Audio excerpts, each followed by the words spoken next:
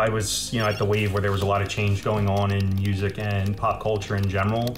So something I take away that I still really kind of believe in was the idea of not following true to legacy thought, right? So the idea of questioning everything and trying to lean on that change to drive meaningful relationships and just change within the business overall.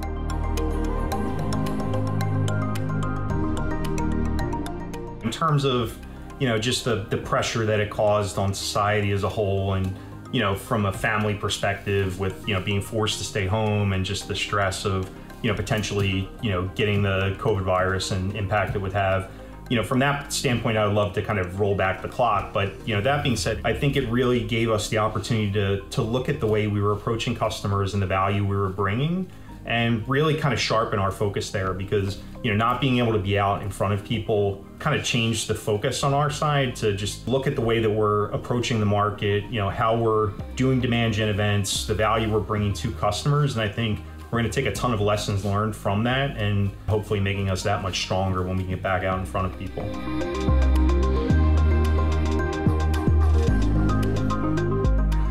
So I had been in IT, right out of school, and worked, like a lot of folks. My first IT job was a help desk job where I started out supporting, desktops and printers, working second shift for a lot of customers. As I got a little bit better and more senior, I moved to supporting servers and network, and continued to kind of, work my sphere of influence from a troubleshooting perspective. And then over time, I found that I just kind of understood the way a lot of things interacted and were put together.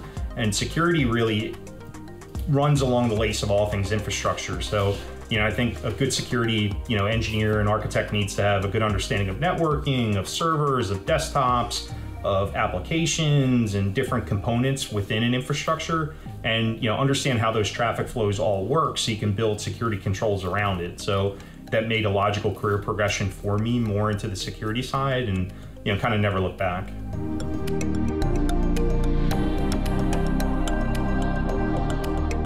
You have to continue to evolve. We're delivering high value services to our clients, but at any given time, there's hundreds of other competitors who are trying to compete for that time and for those dollars from our customers. So from our side, it's continuing to focus on how we can drive different aspects of value, and kind of that original question of some of that influence is never kind of just sitting on your laurels and assuming that customers are going to continue to work with us, continue to earn that business year after year, project after project. And if we keep doing that, then just by osmosis, it seems like customers are willing to work more with us, because most of our competitors don't operate in that fashion.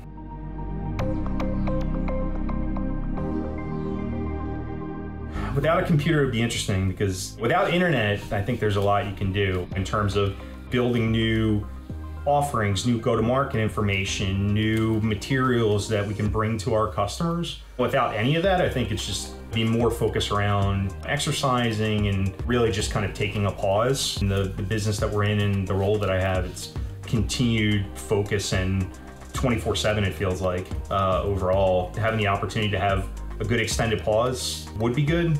I can't say that I wouldn't come out of it with a giant long beard like Tom Hanks in Castaway, but a pause would be good, but 8 weeks seems like a lot.